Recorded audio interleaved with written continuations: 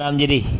રાજસમંદ જિલ્લાના નાથદ્વારા નગરમીને શુક્રવારને ચાકુબાજીની ઘટનાને લઈને શ્રીનાથજી મંદિરના ગાઈડ સંઘ આરોપીને કડી સજા દિલાવવાની માંગને લઈને આજે એક જ્ઞાપન ઉપખંડ अधिकारी होंप्यो।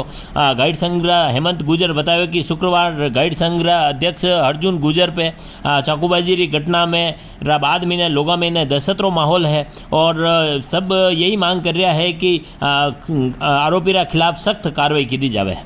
अणी मौका पे टिकम कुमावत, विष्णु गुजर, शिवम गुजर, भगवती पालीवाल, गिरिराज पालीवाल, कन्हैया गुजर, लोकेश गुजर, अतुल गुजर, पप्पी गुजर,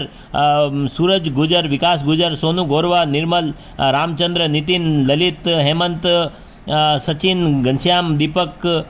हर्षित और गोनू टेलर सहित बड़ी संख्या में गाइड संघ सभी सदस्य मौजूद था। चाकू से इतना चोट होते हैं जिससे आम जन